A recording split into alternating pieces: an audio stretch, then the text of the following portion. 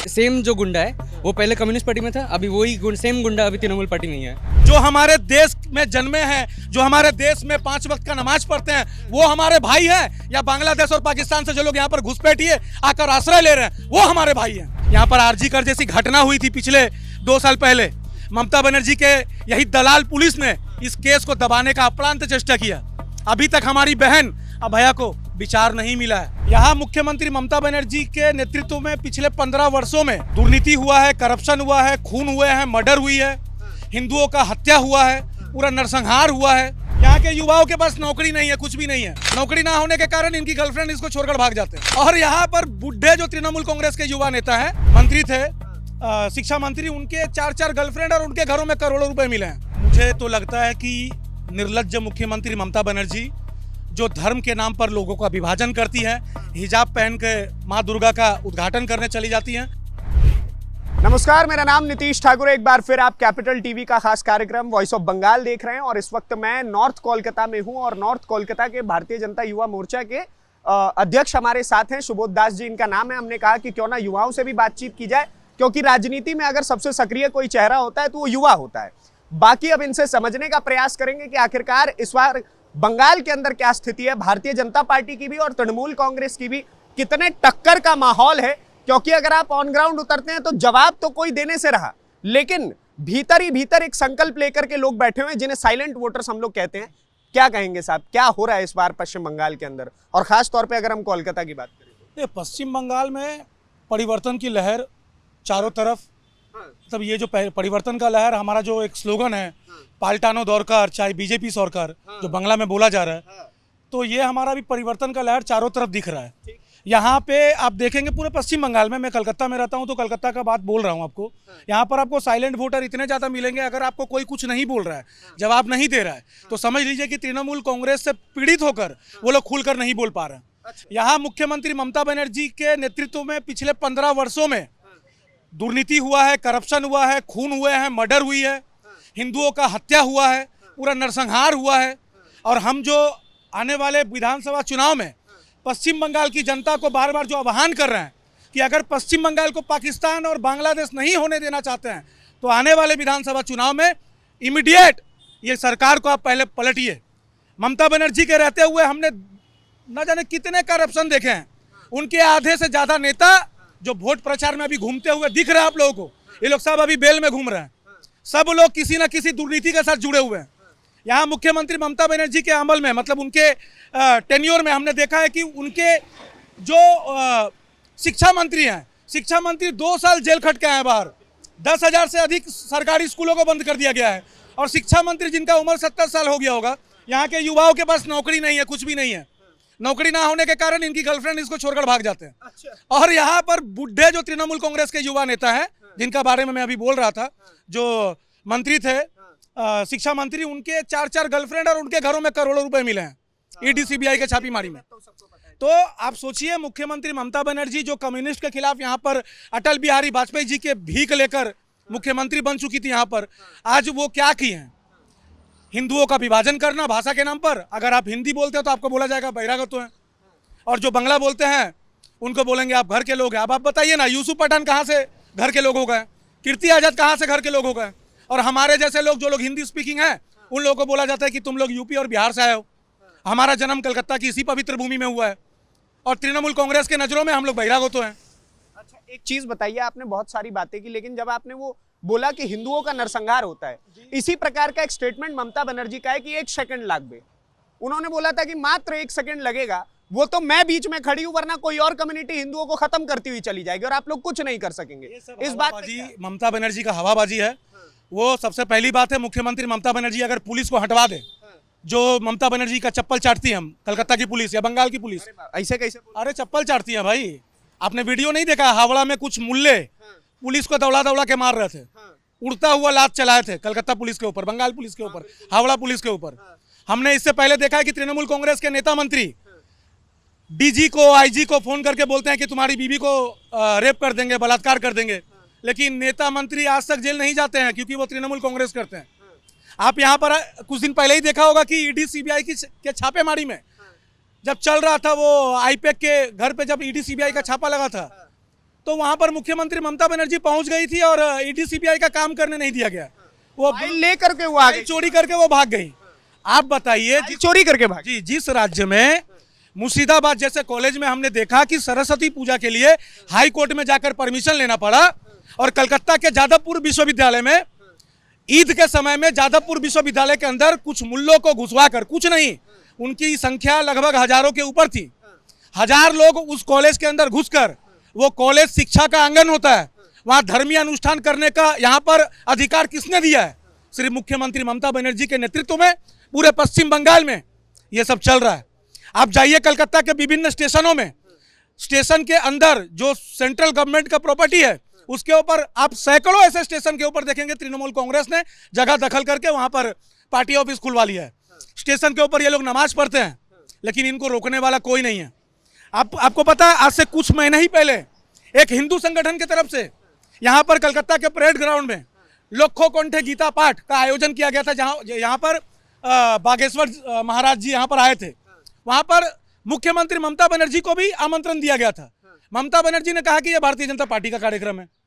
अब आप बताइए, वो भारतीय जनता पार्टी का कार्यक्रम है। आप बार बार टारगेट कर रहे हैं कि हिंदुइज्म को लेकर के ममता बनर्जी कुछ नहीं करती हैं, लेकिन अभी तो वो बोल रही है कि देखिए मैं लाइन से मंदिर बनवाना शुरू कर रही हूँ, दुर्गा पूजा में मेरी तरफ से 1.5 लाख रुपया 50,000 रुपया हर पंडाल में जाता है, तो मेरे से बड़ा कट्टर हिंदू है कौन? नरेंद्र मोदी भी नहीं है। मुझे तो लगता है कि निर्लज्ज मुख्यमंत्री ममता बनर्जी जो धर्म के नाम पर लोगों का विभाजन करती है, हिजाब पहन के माँ दुर्गा का उद्घाटन करने चली जाती हैं। और आप बताइए, आप अगर ब्राह्मण हैं या आप हिंदू हैं, आप कभी नमाज पढ़ सकते हैं? कोई सच्चा मुसलमान क्या हनुमान चालीसा पढ़ के सुना सकता है? सिर्फ वोट बैंक के लिए आप सर पे हिजाब पहन लेंगी, सर पे टोपी पहन लेंगी। मैं हर एक धर्म का सपोर्ट करता हूँ, सम्मान करता हूँ, हिंदू मुस्लिम सिख ईसाई समस्त धर्म भाई भाई, लेकिन वोट बैंक के लिए आप सर पर तिलक लगा लेंगे और सर पे हिजाब पहन लेंगे, ये तो भैया बंगाल में हम लोग होने नहीं देंगे। अभी तो हम लोग सरकार में आने के लिए तैयारी कर रहे हैं। इसके बाद गौ हत्या जो होता है वो रोकने का जिम्मेदारी युवा मोर्चा लेगा। इसके बाद जितने भी हमारे हिंदू संगठन के ऊपर आक्रमण हुए हैं, आपको पता है पिछले 5 महीने में। तो बात ममता बनर्जी भी कह रही है कि ये लोग मुझे रेडिकल बोलते हैं, लेकिन अगर एक बार इनकी सरकार बन गई तो ये लोग रेडिकल होकर के आप लोगों को पीटना शुरू कर देंगे, मुसलमानों को भगाना शुरू कर देंगे। पश्चिम बंगाल के अंदर जितने के बारे में बोल रही है वो, जो हमारे देश में जन्मे हैं, जो हमारे देश में 5 वक्त का नमाज पढ़ते हैं, वो हमारे भाई हैं, या बांग्लादेश और पाकिस्तान से जो लोग यहाँ पर घुसपैठिए आकर आश्रय ले रहे हैं वो हमारे भाई हैं? आप बताइए, आप इन मुसलमानों को बचाने का बात बोल रहे हैं। आप 1947 में जब देश का विभाजन हुआ था तब वहां पर हिंदुओं की संख्या कितनी थी, और आज उन्हीं देशों में हमारे हिंदुओं की संख्या कितनी है? या तो वो लोग पलायन करके हमारे भारत में आकर यहाँ पर आश्रय लिए हैं, और नहीं तो उनको मार दिया गया है, या तो उनका धर्म परिवर्तन किया गया है। तो अगर हम हिंदुओं को अपना आश्रय देंगे यहाँ पर पूरे भारतवर्ष में या पश्चिम बंगाल में, तो ये क्या हमारी गलती है? लेकिन हाँ, जो कटमुल्ले हमारे देश के बाहर रह रहे हैं, हम हिंदुओं के लिए खतरनाक है। जो लोग बोलते हैं कलकत्ता में आकर कि कलकत्ता को शाहीन बाग बना देंगे, जो तृणमूल के नेता बोलते हैं हिंदुओं को काटकर भागीरथी में फेंक देंगे, उनके लिए भारतीय जनता पार्टी 4 मई के बाद अलग से खेल शुरू करेंगी। क्या खेला होने वाला है दादा? दूर दूर तक ताली बज रही है। ताली बजेगा यहाँ पर। देखिए, जो लोग सोचते हैं ना कि हिंदू यहाँ पर अल्पसंख्यक बन गए, आपको विश्वास करिए, यहाँ पर हिंदुओं की संख्या बहुत बड़े तादाद में है और हिंदू बहुत अच्छे तरीके से जागृत हुए हैं। वरना आप अगर रामनवमी की शोभा यात्रा में पूरे कलकत्ता में देखते हैं तो 10 हिंदू संगठन की तरफ से लगभग लाखों लोग सड़कों पर उतरकर रामनवमी की शोभा यात्रा उतारे हैं। अब आप बताइए, इस बार हिंदू जागा हुआ है। अरे हिंदू जागा हुआ है, हिंदू सोया ही कब था? हिंदुओं को दबाने का कोशिश किया गया था। कुछ झूठे मक्कार हिंदुओं ने यह किया है। जैसे एक है मुख्यमंत्री ममता बनर्जी, दूसरे हैं अभिषेक बनर्जी, तीसरे उनके तलवा चाटने वाले जो कलकत्ता की पुलिस है, ये लोग पुलिस को हटाने की बात करते हैं ना। पुलिस को हटा दीजिए। हिंदुओं का संख्या और हिंदुओं का ताकत यहाँ इतना है कि जितने भी घुसपैठिए हैं 2 मिनट लगेगा उनको यहाँ से बाहर निकालने का। कलकत्ता में अब बाबरी मस्जिद बन रहा है, पश्चिम बंगाल के अंदर मुर्शिदाबाद में जाकर के आप देखिए, बढ़िया बाबरी मस्जिद हुमायूं कबीर बनाने का तैयारी कर रहा है, और उसमें आप ही लोगों के ऊपर ब्लेम लगा कि 1000 करोड़ रुपए आप लोग देकर के बाबरी मस्जिद बनाने लगे। देखिए, ये वही स्टिंग ऑपरेशन हुआ है। देखिए, ये वही देखिए, मैं उस वीडियो को लेकर मेरा कोई स्टेटमेंट नहीं दूंगा, क्योंकि हुमायूं कबीर ने खुद बोला है कि ये AI जनरेटेड वीडियो है, पहली चीज।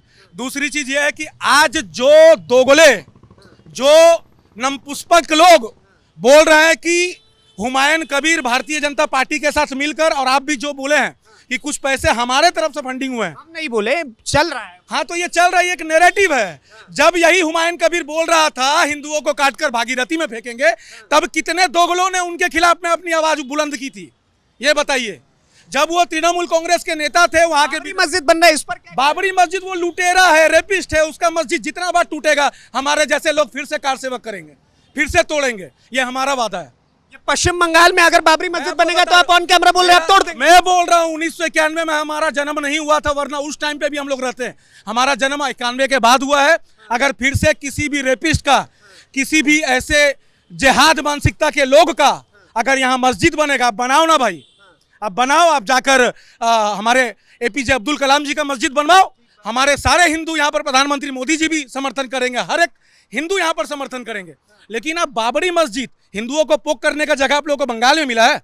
आप लोग सोचेंगे बार बार हिंदुओं को दबाएंगे, एक रेपिस्ट का यहाँ पर मस्जिद कह रहे हैं कि बनवाएंगे। बनने नहीं देंगे वहां पर। अरे अमित शाह ने भी बोला कि बनने नहीं देंगे, लेकिन आप एक बात बताइए, वहां पर मट्टी खुद अगर गया। बनेगा तो टूटेगा, ठीक बोल रहे हैं ना, बनेगा तो टूटेगा, तोड़ेंगे। मेरा नाम सुबोध दास है, मैं सांप्रदायिक भाषण दे रहा हूं, जाकर बाबरी मस्जिद तोड़ूंगा। मैं यहां से आवाज बुलंद कर रहा हूं, अगर बाबरी बनेगा तो बाबरी टूटेगा। बाबरी बना ही है टूटने के लिए। देखिए ममता बनर्जी कितनी कट्टर हिंदू है, उन्होंने तो बोला कि भाई अगर बाबरी मस्जिद बना रहे हो तो मेरी पार्टी से निकल जाओ, उन्होंने निकाल दिया। ये सब प्लान है, डिप्लोमेटिक राजनीति करती है मुख्यमंत्री ममता बनर्जी। आप मुस्लिम वोट देख लो, तुम 2 सीट ले आना, उसके बाद तुम टीएमसी में ज्वाइन कर जाना। ये सब प्लान है इन लोगों का, अच्छा, ये सब प्लान है भाई साहब। आईएसएफ, हुमायूं कबीर, ममता बनर्जी, अब वो वैसे भी लैंड हो गए। हाँ, जितने को भी बुलाओगे भाई, यहाँ पर हिंदुओं का जो जागरूकता है बहुत ज़्यादा जागरूक हुए हैं। एकमात्र राजनीतिक दल भारतीय जनता पार्टी, हिंदू मार खाते हैं, लाल जूता खाते हैं। एकमात्र पार्टी बीजेपी यहाँ पर सड़कों पर उतरकर आंदोलन करती है। मैं जब सड़क पर उतरता हूँ ना आंदोलन करने के लिए, तो बीजेपी समझ के नहीं उतरता हूँ, हिंदुओं के लिए जब उतरता हूँ तो सोचता हूँ मैं भी एक हिंदू हूँ। यहाँ पर आरजी कर जैसी घटना हुई थी पिछले 2 साल पहले, ममता बनर्जी के यही दलाल पुलिस ने इस केस को दबाने का अप्रांत चेष्टा किया। अभी तक हमारी बहन अभया को विचार नहीं मिला है।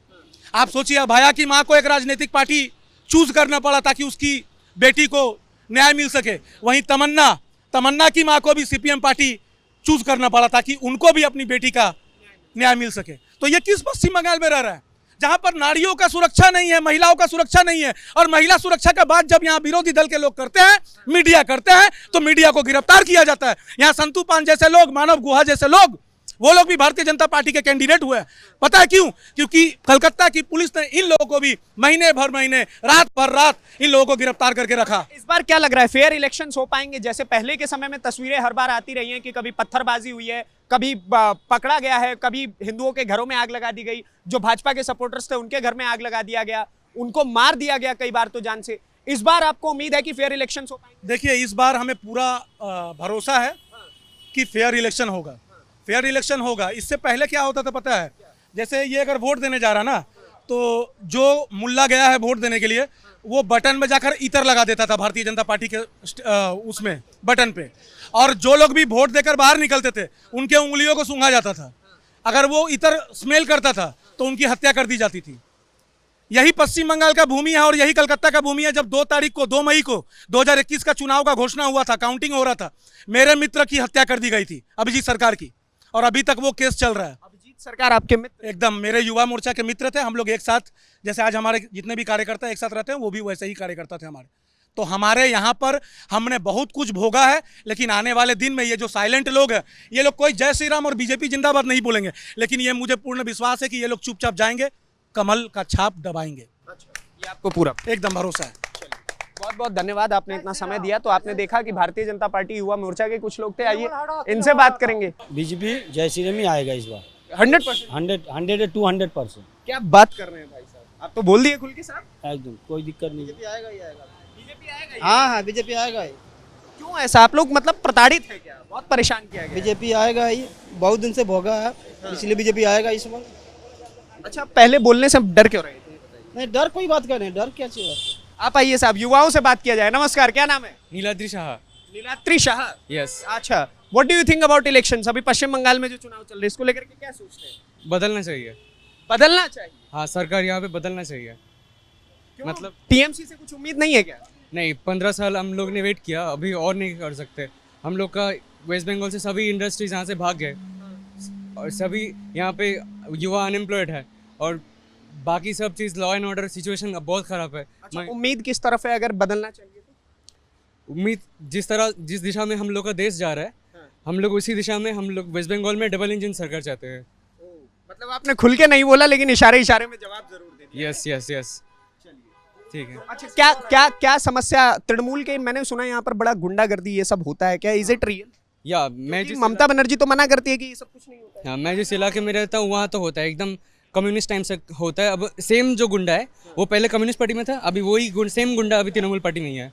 सिर्फ गुंडा वही है, पार्टी बदल गया है। पार्टी बदल गई। हाँ, तो ये सब बदलना चाहिए, लॉ एंड ऑर्डर ये सब बदलना चाहिए। बीजेपी से आपको उम्मीद है अगर वो आती है तो फिर ऐसा कुछ रुक पाएगा? हम असम में बहुत कॉम्प्लेक्स प्रॉब्लम था, वेस्ट बंगाल से भी बहुत कॉम्प्लेक्स प्रॉब्लम था, बहुत सारा एथनिक ग्रुप्स था अलग, उन लोग को अगर मैनेज कर सकते हैं असम गवर्नमेंट तो बीजेपी वेस्ट बंगाल में भी यही कर सकते हैं। अलग अलग बहुत सारे जातियों को मैनेज तो कर सकता है। सेंट्रल में इतना सारा अलग अलग एथनिसिटी लैंग्वेज को अगर मैनेज कर सकता है तो वेस्ट बंगाल को भी सही दिशा में हम लोग आशा है कि बीजेपी मैनेज कर सकता है।